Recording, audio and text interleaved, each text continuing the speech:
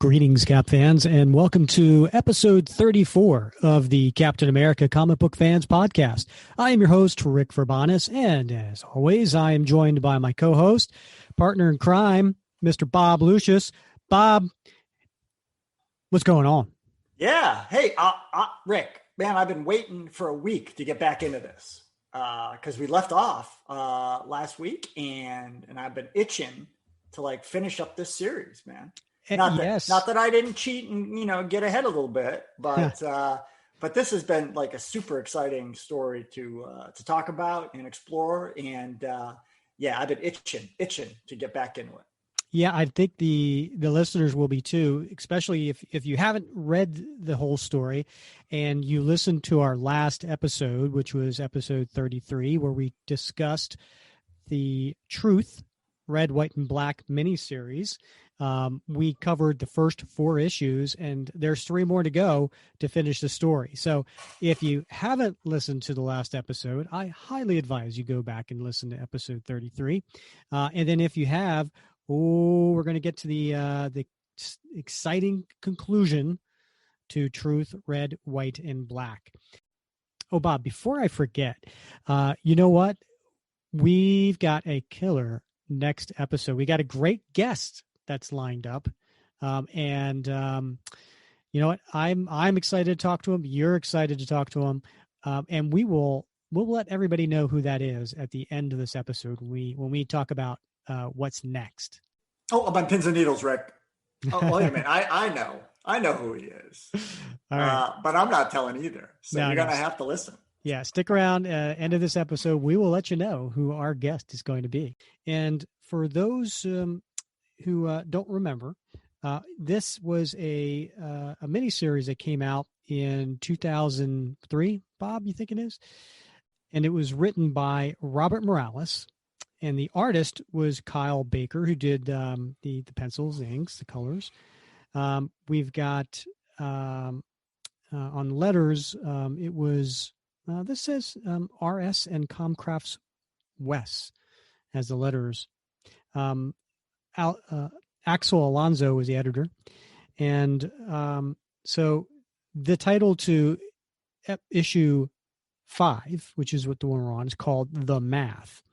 Now, on the cover here, we've had the same theme going on with each cover, where it's these red and white stripes. And in the and there's usually been some sort of black silhouette of a character. And on this particular one, it is a black silhouette of a African-American male.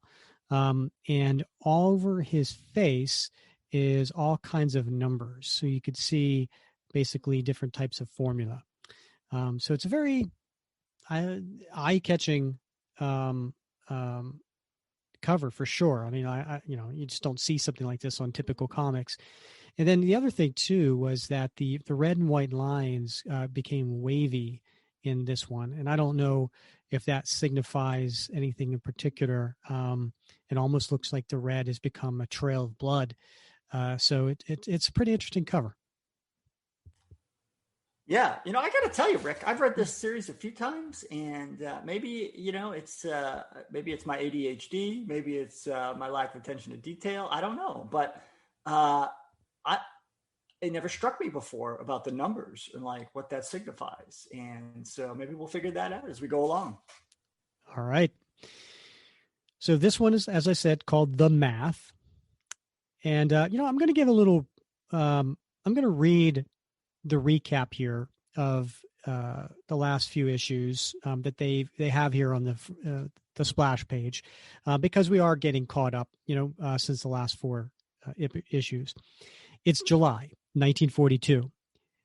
In New York City, Faith Bradley goes to U.S. Army headquarters determined to solve a mix-up with Isaiah Bradley's remains. They're white. A Negro officer confides to Faith the military's pragmatic approach toward unidentifiable casualties killed in a massive explosion. All remains are shared equally among the surviving families. So Faith is now resigned, quote, I won't ever get Isaiah back. Bob, I got to ask you, is that something that's true when it comes to unidentifiable casualties killed in a massive explosion, or You is know, that just something from back then and they don't do that anymore? Or let us know, let the listeners know. well, you're talking to the right guy, Rick, because in addition to to being a military guy, I also have a background in forensic science, and I will tell you that yes, indeed, back then there weren't many ways to identify remains, particularly if the dog tags had been separated from the body, and if there was extensive damage to to the flesh. Right, we've since sort of moved beyond that, and now there's, in addition, to DNA, which is sort of the gold standard.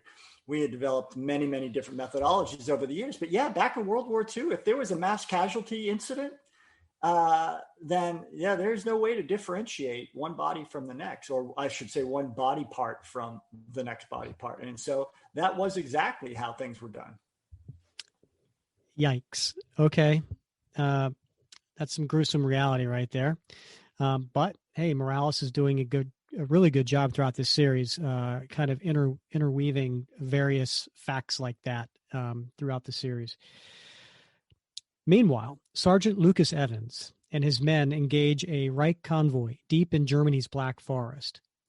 The combat spares no German soldier and killed most of Evans' unit. Only the Sarge, Isaiah, and Maurice Canfield survive. 4 months later, a month later, the trio is in Portugal, waiting for a supposedly clandestine rendezvous with the man who will lead them on their next operation, a man by the name of Steve Rogers. Isaiah is confused. He's gotten a hold of a year-old copy of Captain America Comics #1, which foreshadowed the Super Soldier program to the extent 80th Rogers. Time to get the readers out.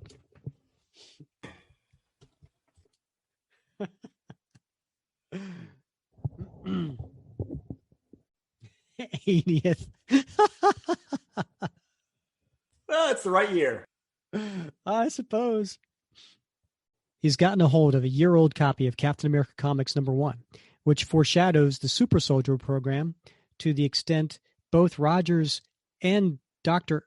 Reinstein are mentioned. How is this possible? Evans reckons the Army commandeered the concept. Maurice complains bitterly about the attention Rogers is getting at their expense. Enter Lieutenant Philip Merritt, who's outraged at Maurice's disrespect. And as the two exchange heated words, Merritt lets slip that Maurice's father killed his mother out of grief before turning his gun on himself. Maurice snaps, striking Merritt as Evans and Isaiah move to restrain him. He knocks Isaiah into another time zone. Not literally, he just knocked him over a ledge. And he kills Sarge in his rage, only to find Merritt training a pistol on him. In the infirmary soon after, Colonel Walker Price has demoted an unconscious Merritt and turns his attention to an injured Isaiah, the sole survivor of the debacle. Rogers has been delayed, and what is now a certain suicide mission falls to Isaiah to execute. Price mentions Isaiah's family, and the message is clear.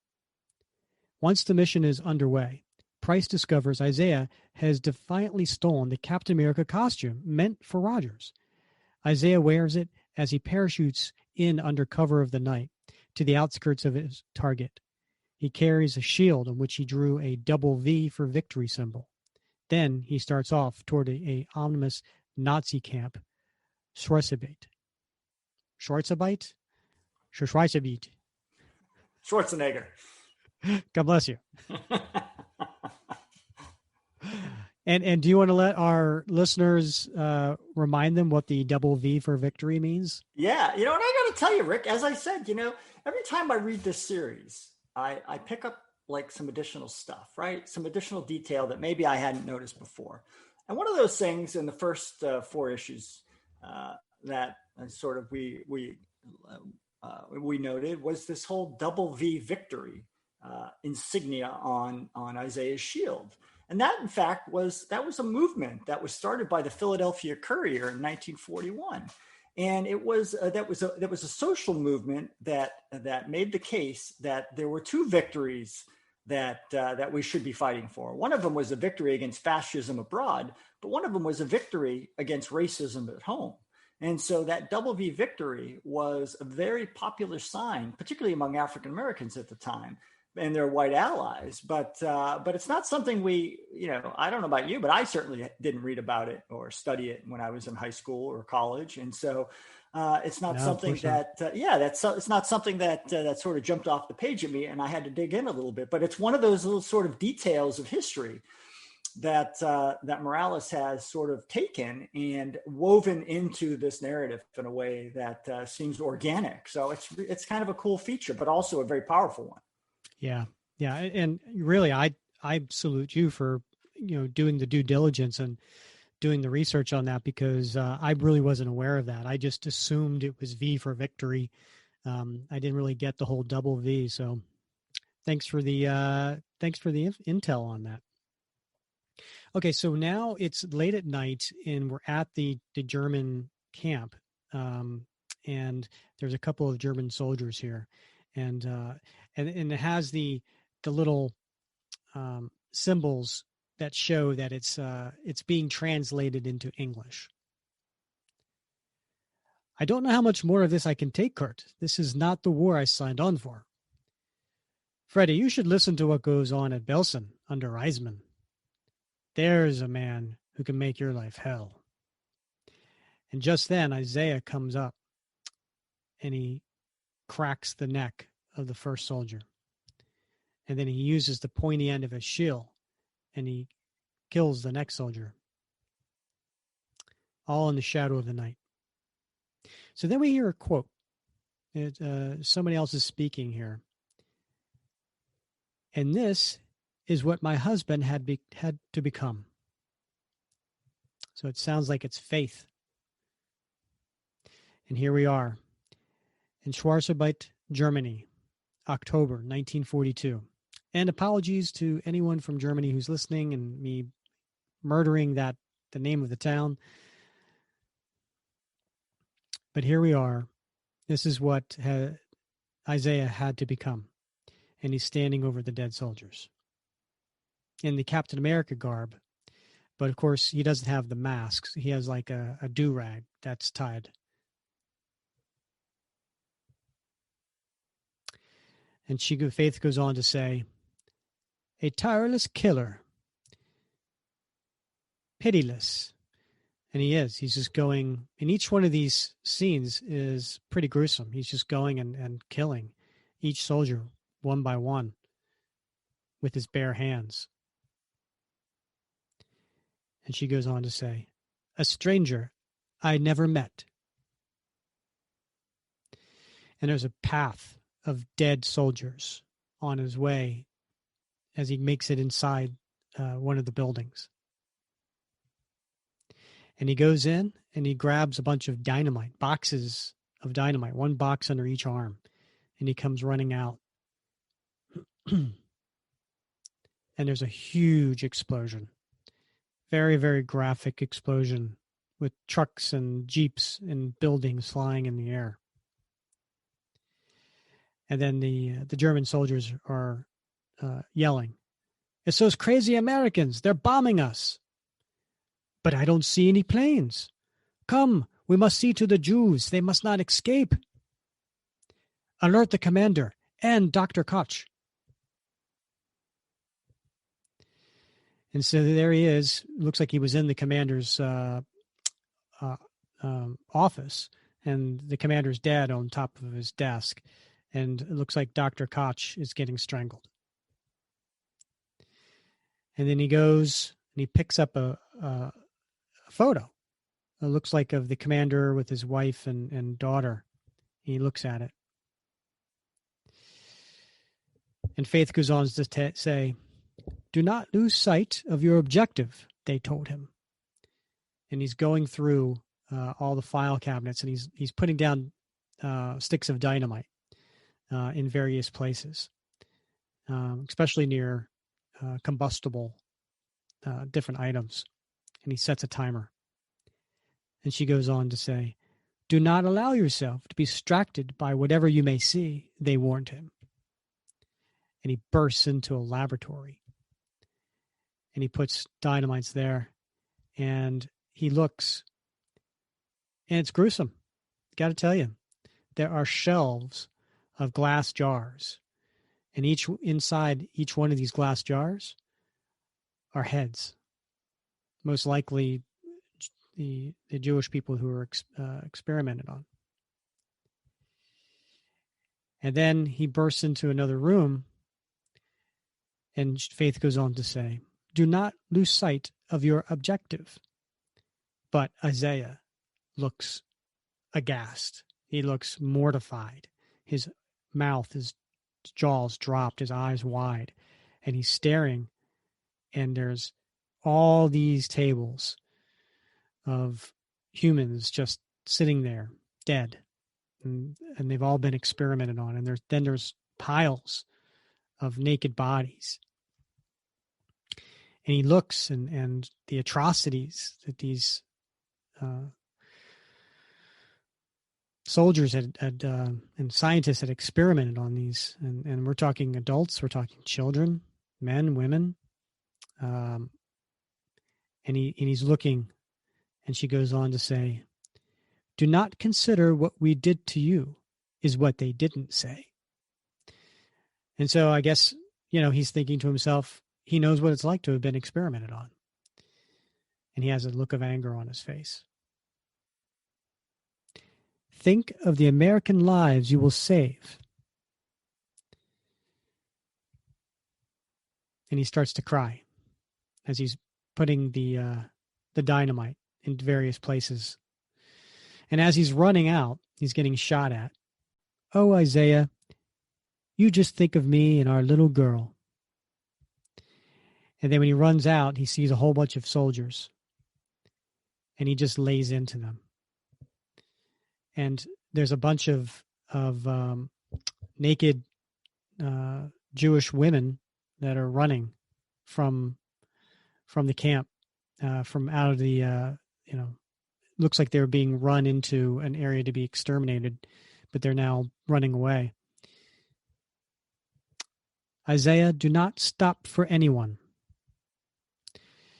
And he's hitting the soldiers, and he says, "Ladies, run and hide wherever you can. Don't anybody in there come out." And he runs into the place that they were all running from, but he's outnumbered, so he's kind of retreating. And he goes in, and he closes the steel door. He says, "I've got the situation under control." And he looks, and there's all the naked Jewish people who are just looking at him, and they see him with a machine gun and a shield. And Faith goes on to say, "Isaiah, do not forget you are just one man." And the one of the prisoners says, "Now they send this one to attack us for their sport. Enough." And they all start attacking him. And he's like, ladies, please." And then all of a sudden the lights go off, and green poisonous gas comes from the ceiling. And all of the prisoners are starting to die. And he says, "Please, I'm trying to get some leverage." He's trying to open the door, but they keep pressing up against him. "Isaiah, you cannot save everybody. Isaiah, just do the math." And at this point, he sees the prisoners, and they're all dissolving. And coming up from these mists are all numbers that are glowing. And he sees the numbers, and he falls unconscious. And he starts coughing and spitting up. But at this point, the German soldiers with gas masks are all standing around him. "Look at this. It would appear they sent Jesse Owens." So Isaiah died at the camp. Faith gets asked. Isaiah? No. Whatever made you think Isaiah was dead? And we turn to the last page. And Faith has been telling this story this whole time to Steve Rogers, Captain America, in present day. And she's an old lady now. The Bronx, New York, today. And that was the end of issue 5. Damn, Rick! I gotta tell you, that gave me like serious goosebumps. Gruesome stuff, man. It is gruesome stuff. Yeah, it is. Those tattooed numbers, the iconic representation of the Holocaust victims. Those were the numbers. That's what the numbers were. Yeah. And the math, right? I mean, you can't save everybody. So here we are, issue 6, and the cover this time, the red and white stripes are gone. And instead, you have Isaiah in his Captain America uniform with the pointy shield. And he looks angry and he's charging. And behind him, it's like a burst of sun with some sun rays. And the title to this issue is The Whitewash, which one could believe that that's what's going on in the cover. This issue picks up where Cap, in present day, Steve Rogers, is in a prison. And he looks angry. Well, look who's here. And we see off screen. And then it cuts to a picture from the 40s. And it's Lieutenant, I guess now Corporal. Was it Bennett? Merritt. Yeah, Philip Merritt. And he's all young and bushy-eyed, and he's looking up. Just look at you, boy. Look at you. And then it cuts back to present day, actually 5 days ago, in the Lompoc Federal Prison in California. And Merritt is an old man. And he's sitting in this room, and he's got some comic books on the table. Long time no see, Cap. Murdering a federal agent, conspiracy to commit acts of domestic terrorism, gun running, money laundering, racketeering, arson in the commission of hate crimes, kidnapping, selling ecstasy and methamphetamines to minors out of your chain of comic shops. What? Is that a dig at comic shop owners, Rick? I don't know. And on and on. You're a piece of work, Merritt. So Merritt reacts kind of ugly here. And he's like, hey, now, Cap, the Fed set me up for those drug charges. I got the best store in the Bay Area, and I keep my babies pure. I'm glad you have your priorities straight, Merritt. Agent Spinrad here was leading me to believe otherwise. Who are you going to believe, Cap? I'm a fellow veteran, like you. The government just picks up honest, hard-working Americans whenever it needs scapegoats to parade in front of the Zionist media. I remember you now. What? You were there when Dr. Reinstein was killed. Got to get to work, Cap. You go make us proud. And we have flashbacks to the scene where Steve Rogers was getting his super soldier serum, and Merritt was there, and so was the Nazi spy that killed the doctor, and he was shot. And Steve says to Merritt, I collared the guy, but he was quick with a cyanide capsule in his tooth. But while all this was going on, someone else firebombed the doc's lab. It wiped out his life's work. That was you, Merritt. No, you can't pin that on me. And I heard that guy was electrocuted. You betrayed the doc and your country, Merritt. And you call yourself a patriot? How much did the Nazis pay you to sell us out? You got me all Agent Spinrad, let's see if the prisoner can explain what you found at his warehouse. And he opens up a file, and there's a big photo. And there's an old Captain America uniform. It looks like the one Isaiah Bradley wore. But there's also a bunch of weapons. It looks like a Nazi helmet, a Nazi flag, a picture of Adolf Hitler. This ought to be good. So now we cut back to 1940. Was it 1942? Yeah.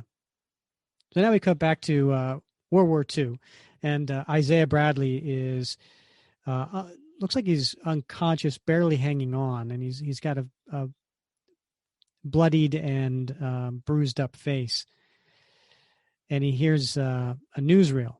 Captain America, scourge of the evil Axis. Take that, Tojo. You've just met the US of A's new secret weapon.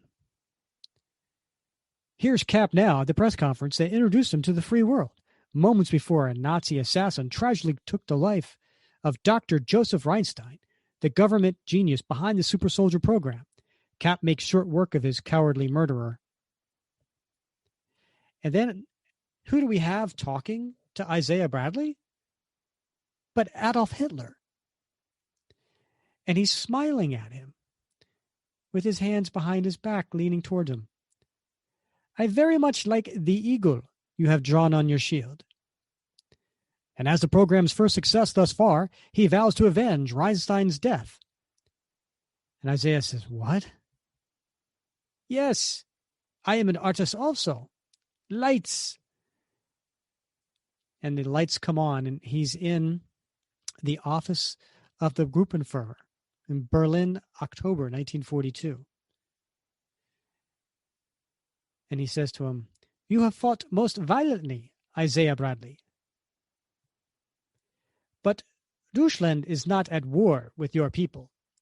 Allow me, please, to introduce my friend and colleague, our esteemed Minister of Propaganda, Joseph Goebbels. Private. Hold up now. What do you mean you're not fighting America? Not America, Private Bradley. Your people. We have no quarrel with you Negroes, you understand?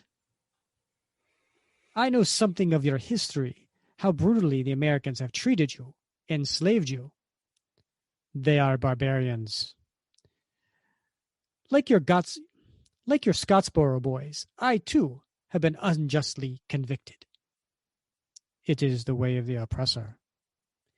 Why do your people fight for them? Is it fear? Why do you fight when they deny you the glory of this other soldier? Private, we want to offer you the opportunity to help your people and yourself. If you stand with us, we will help free your people when the time comes, on my honor as a fellow artist. And Isaiah looks at Hitler and Goebbels, and he just says, guys, no, my wife would kill me. I love that line. That's my favorite line of the whole damn series, right? I know, right? That's the most honest line right there.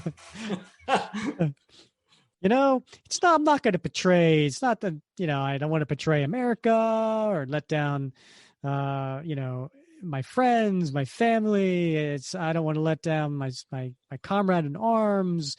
No, it's I'm afraid of my wife. Yeah, those are priorities. I mean, don't get Isaiah wrong. He believes in all that stuff, but like he knows where the hammer lies. Yeah, it's the wife. It always is. So we're back at the prison, and the three are sitting around a table, and it's Spinrad, the agent, Captain America, Steve Rogers, and Merritt. Cap, I come from a military family. I could have been assigned to anything in the war. The Manhattan Project, anything. But I chose the Super Soldier Program. You know why? Because I read the first issue of Captain America. That's why. And I figured I could volunteer for the serum myself once it gets past the initial testing stage and do my country and my family proud. Who knows? Maybe I could wear the uniform too someday. Imagine my disgust that no one running the project cared what it meant to real Americans. Testing on swamp guineas like Mr. FBI here is all well and good, but sending them out on missions? And those guys resented you, Cap. They didn't get that America needs real heroes. They were even jealous of your costume. Imagine that. Like this country would put up with a Captain Americoon. Then it hit me like a stroke. The government would put up with it. The government was not America. It didn't care. It was run by foreigners for foreigners. And I started to follow up on what the war was really about. It was about keeping things right and pure. And we were on the wrong side. Don't roll your eyes. Europe was going through a population explosion of mongrels, just like the USA. Hitler wanted to protect Germany from outsiders, and to do that, he had to go on the offensive. Remember? They were screwed by the Treaty of Versailles. And this is the first time we hear from the FBI agent. I'm part German, Merritt.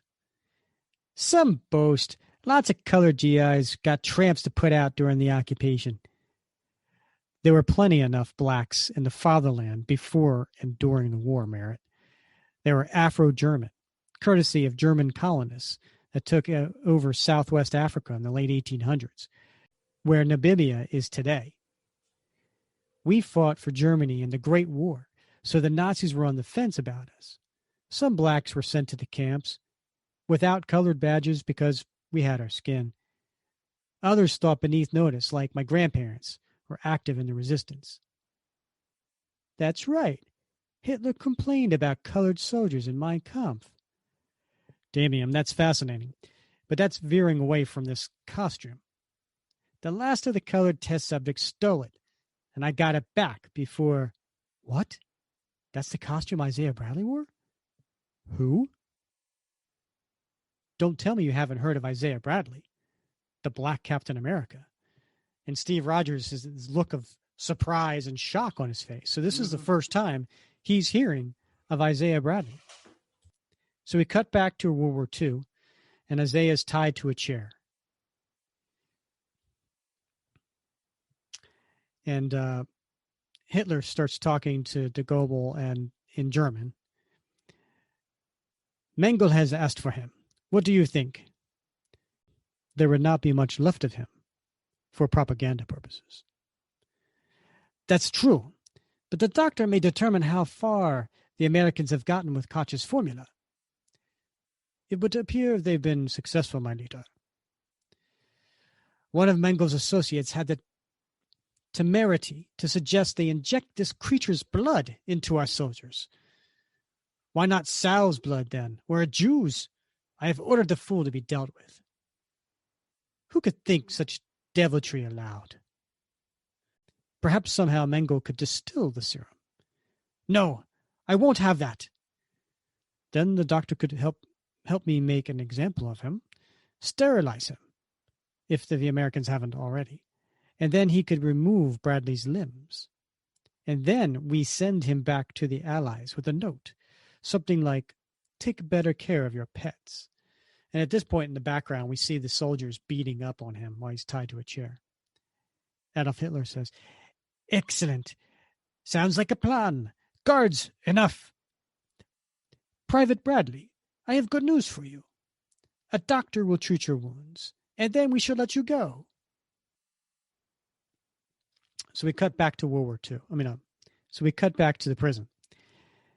And the FBI agent says, every black person in America has heard of Bradley, although what happened to him is pretty much a mystery. I remember Denzel and Spike Lee were going to do a movie about him years ago, but they end up doing the Malcolm X story instead. And Cap says, still with a look of surprise on his face, well, where have I been? Don't believe any of that crap, Cap. These people are always trying to piggyback on our achievements. Hey, Cap, being in suspended animation cuts you some slack. Next, they'll want affirmative action to reclassify their rappers and basketball players as superheroes. Shut up, Merritt.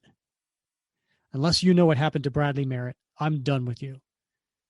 I got the costume from a Belgian collector, but I recognize it as the real deal. Stay put, Merritt. Our guard will take you back to your cell. Cap, please, one veteran to another. Think you could sign this before you go? And he holds up an issue of Captain America #1, Volume 4, which was by Reiber and Cassidy. And Cap storms out.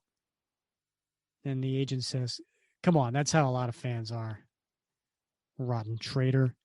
Hey, I don't want to go get into this in front of Merritt back there, but my grandfather, Claus, always told this story.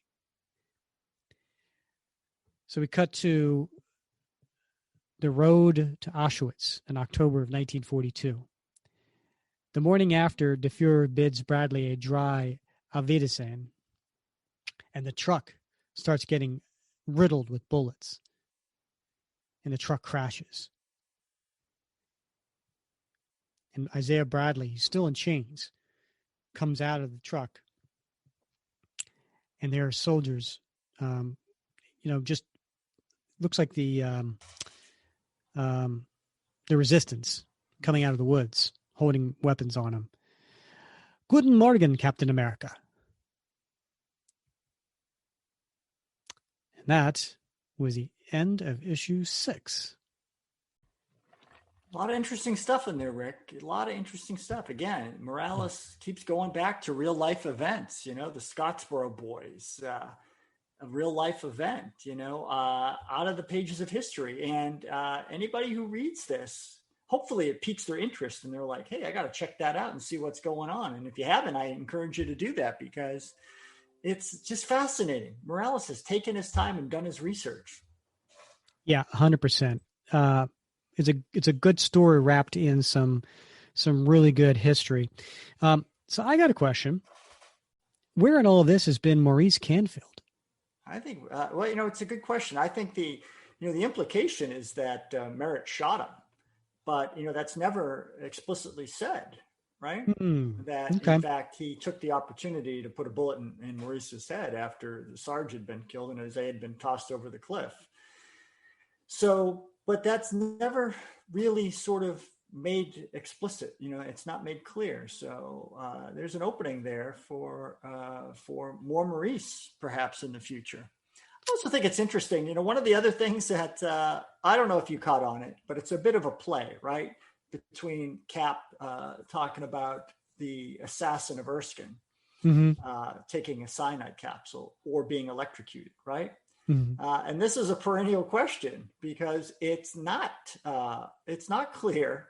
In some origin stories, the guy falls into the electrical apparatus and is electrocuted, and in others, Cap pushes him. And of course, in the movies, we have the cyanide capsule. So There's a lot of different perspectives on how that assassin actually died. But I think it's kind of cool that Morales sort of played with that a little bit in that particular issue. Yeah, I think it was interesting, too, that Merritt apparently was the person who went and while everything else was going on, went into the laboratory and destroyed all his work. Because I know some origins have that Dr. Erskine had everything in his head. So when he died, it took it with him.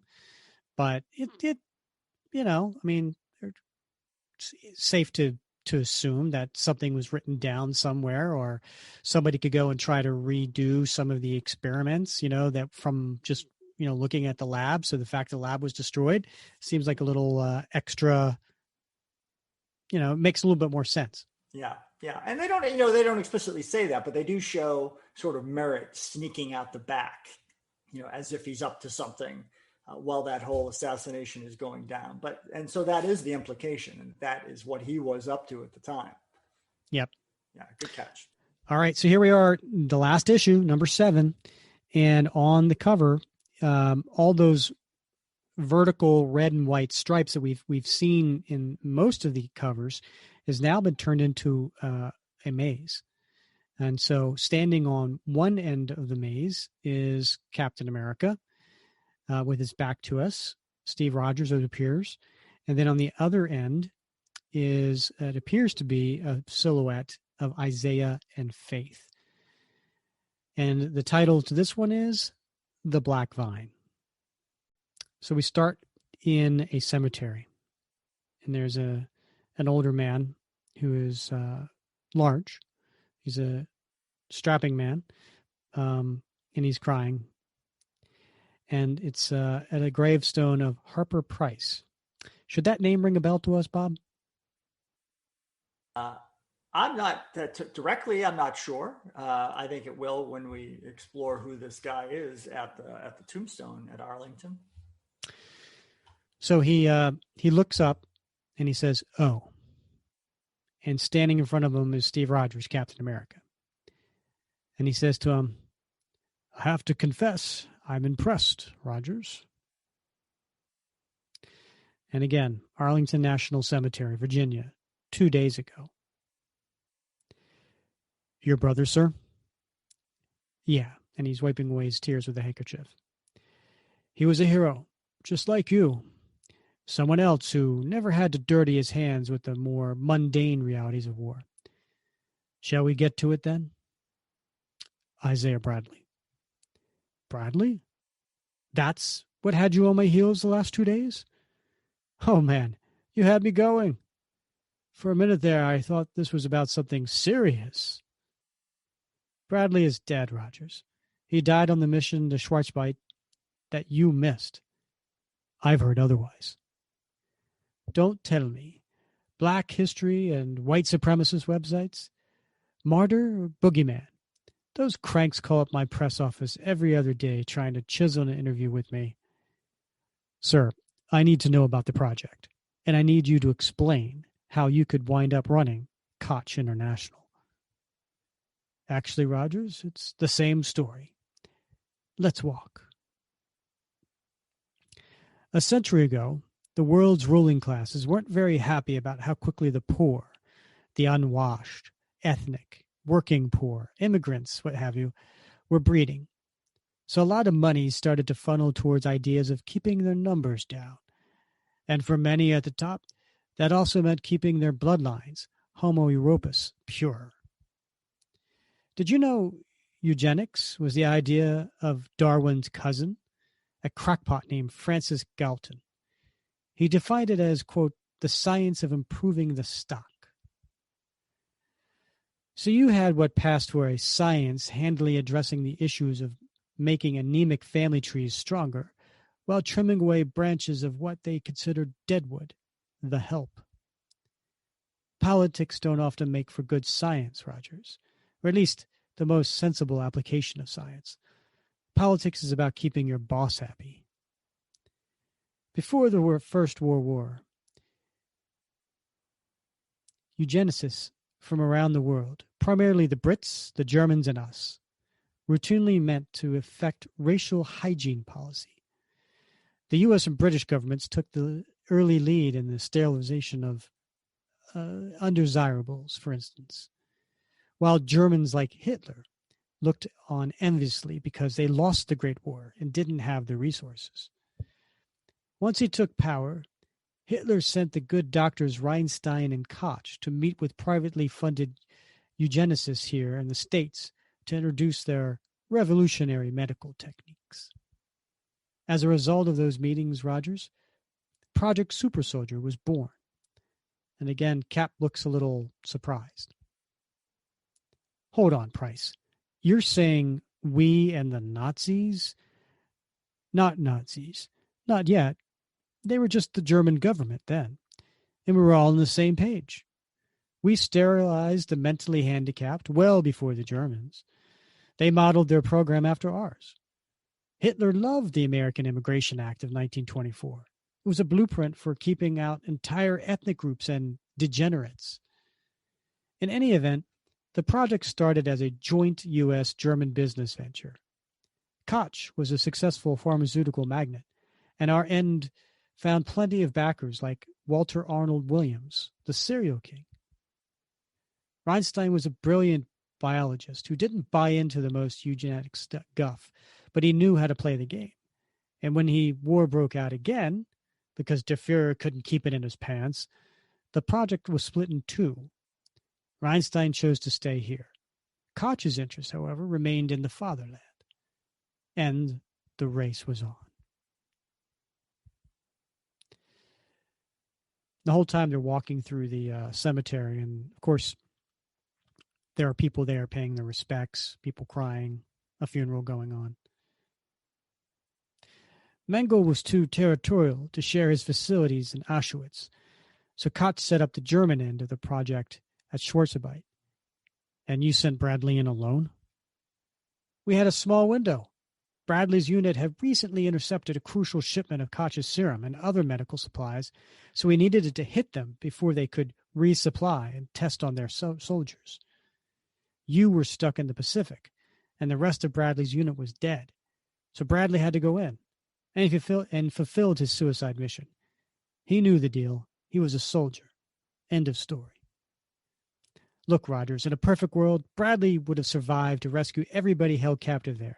And you never know. They might have given us valuable information. Valuable information?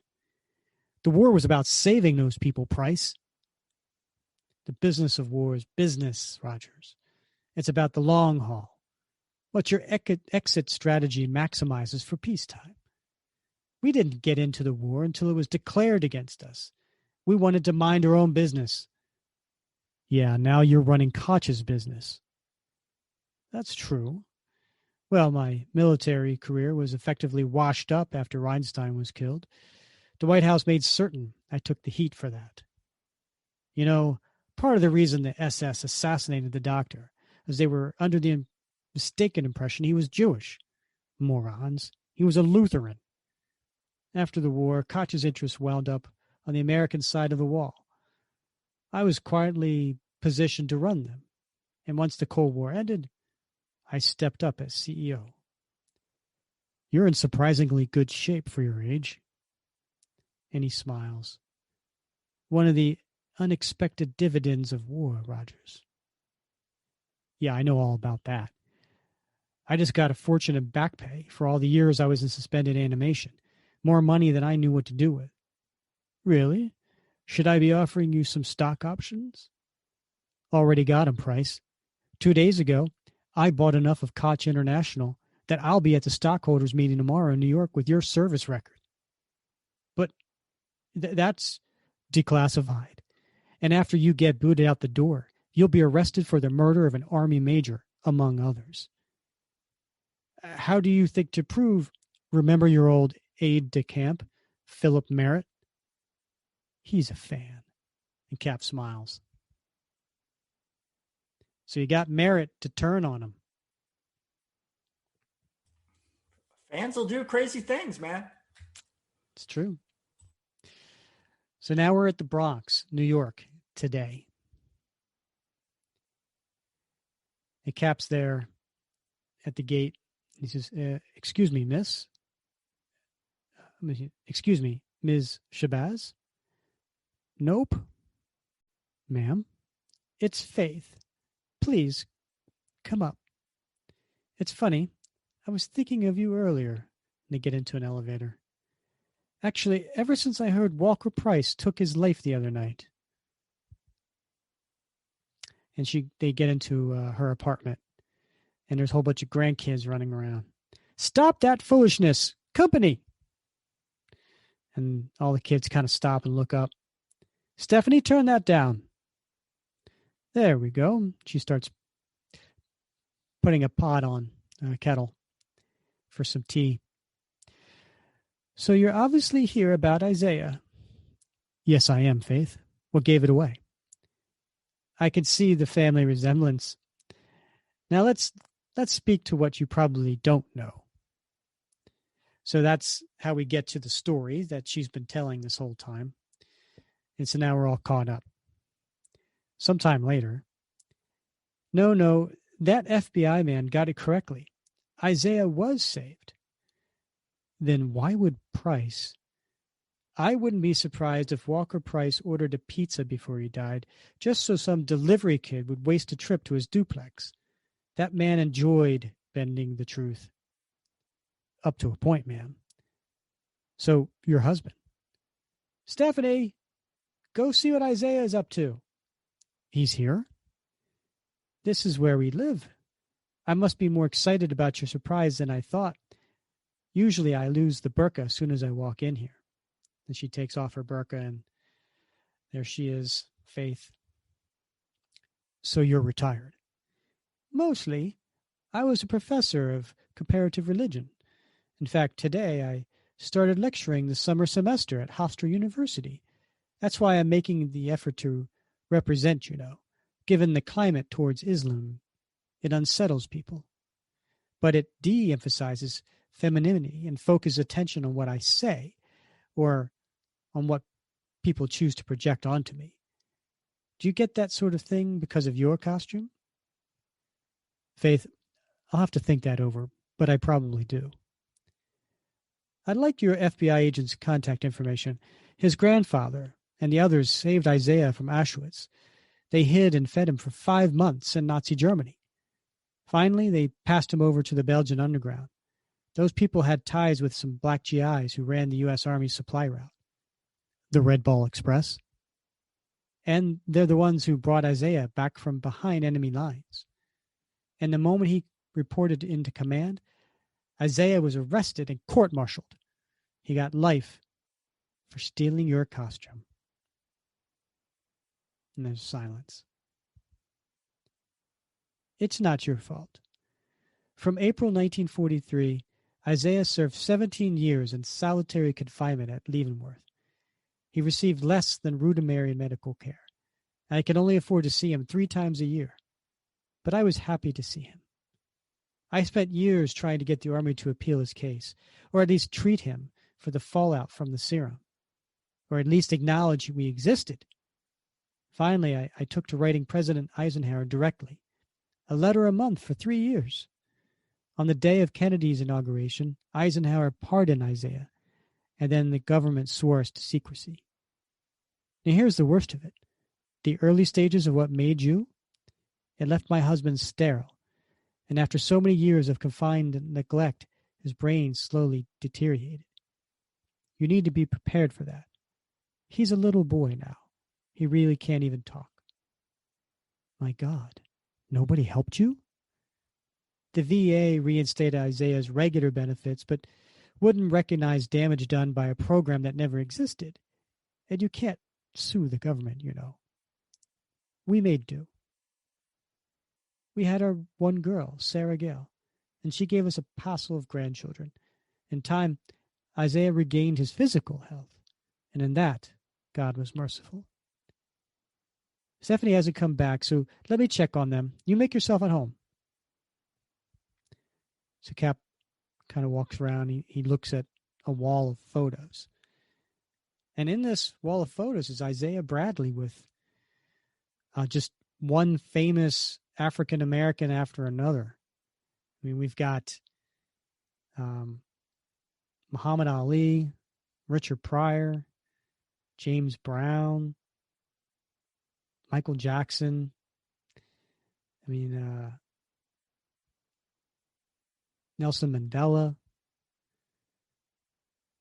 I mean, you name it. I mean, there's just so many here. And then there's a couple of Marvel characters thrown in for some good fun, and a picture of Stan Lee.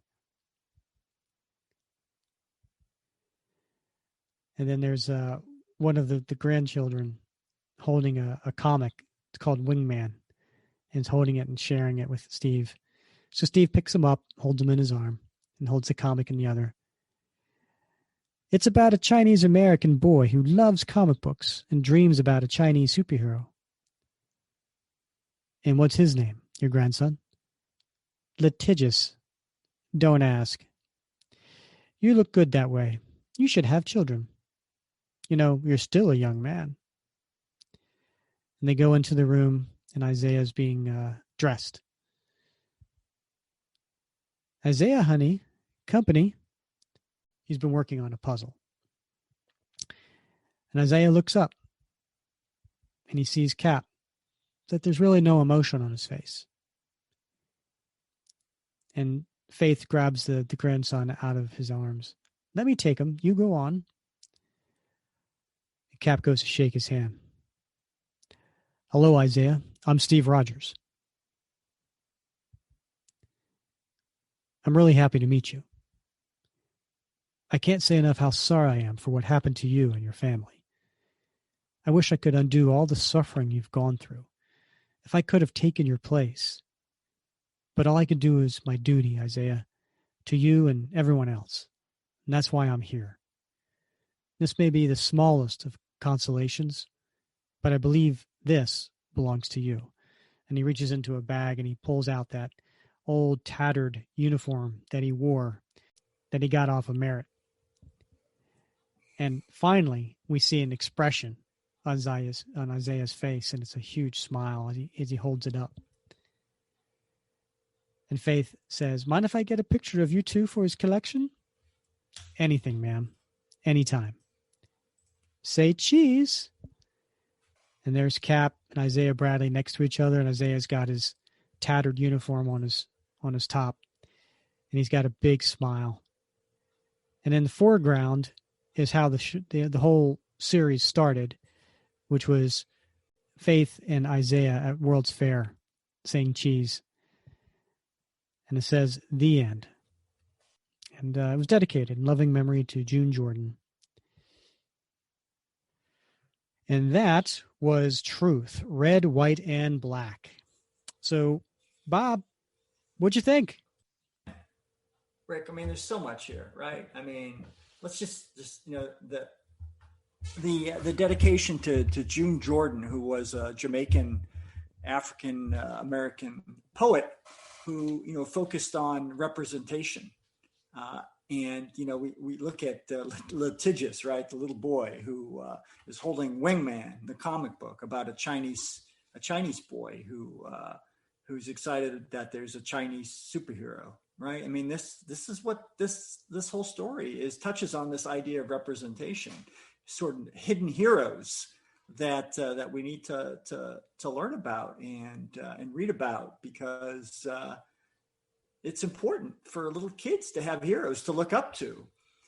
So, I mean, it's a beautiful thing, but just also, again, the history, right?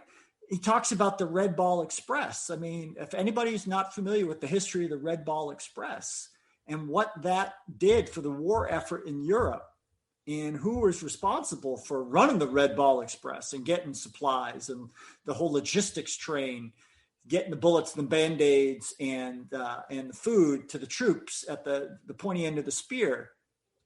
Google it, man, because this is real history. And the whole discussion of eugenics, man. Like, I don't know how many people are familiar with the history of eugenics programs in the United States in the 20s and the 30s. But it wasn't just a bunch of cranks and kooks on the margins of U.S. society. I mean, there were multiple states, dozens of states in the United States that had laws that mandatorily sterilized people that they found to be degenerate and that didn't contribute to a healthy stock of American citizenry. This is American history that Morales has plumbed and woven through this narrative. And it's a history lesson as well as a superhero story. And anybody who wants to learn about their country and wants to be entertained should look at the story and dig deep into what the lessons are, in addition to the entertainment factor of Truth. Yeah. And to add to that, when you said if they want to be entertained, certainly informed, and perhaps maybe even a little bit appalled of some of the things that our country was doing, and not all that long ago, within our parents' lifetime. So it certainly is. It was a great story. It was a great story because not only was it entertaining, and not only did it add to the Captain America mythos in a very, I would say, sincere and heartfelt way, but it did raise some interesting questions, and it did raise some interesting ideas of, and ultimately did help with inclusion, and things like that. So I've really enjoyed the story. It like we said in the last episode when we kicked this off, it wasn't for the faint of heart. It wasn't going to be an easy read, but I certainly think it was a deserving one. Yeah. And, you know, and the thing about this story, and I won't say this, I mean, I don't say this a lot about a lot of stories. There are a handful out there that when you read it a second or third or fourth time, you get something new out of it. I mean, this is one of those stories that has that sort of complexity and depth, the layers that you get something new out of it every time. And I got to go back to one of the questions because I think it's just a fascinating question because it's something that we've explored on the Captain America comic book fans Facebook group time and time and time again, right? And Faith talks about wearing the burqa, right? She's lecturing at Hofstra University, mm-hmm. and she wears it because it de-emphasizes femininity and focuses attention on what I say and or on what people choose to project onto me. And she asks Steve, she says, do you get that sort of thing because of your costume? Right? And we see that a lot, right? We have these discussions in the Facebook group because different people project different things on what Captain America's costume means and what Captain America means. Mm-hmm. And you can have people who come at it from very different perspectives and very different ideas about what Captain America stands for. Even though we basically, as Dr. Mark White said in our interview with him, we can agree on the core principles, but maybe we interpret those principles in very different ways. And so we project what we think Captain America should be or what we expect him to be. But that may not necessarily be what Captain America, what Steve Rogers thinks he is, even though we're talking about a fictional character here. Right. But we know, you know, through this 80 years of history that there are things that Captain America stands for, and yet we still project ourselves onto him in our own way. Yeah, no, that's a great point, Bob. And I would say, you know, in this particular story, you know, a good example of that was how Corporal Merritt, you know, looked at Cap, right? And he kept referencing, you know, we're fellow veterans, you know, like that's supposed to be all the difference, you know, right. Like, you know, I mean, you as someone who's, you know, served in the military for many years, it's just like any other part of life, right? I mean, yeah. there's the good and there's the bad, and you know, and there's a lot of us in between, right? So, right. You know, just because you're, you know, a veteran, you know, and thank you for your service, didn't mean you were a great person, right? And so, yeah. So that was an interesting, you know, part as well, because certainly there was a lot of people in the military that, you know, did well in this series. And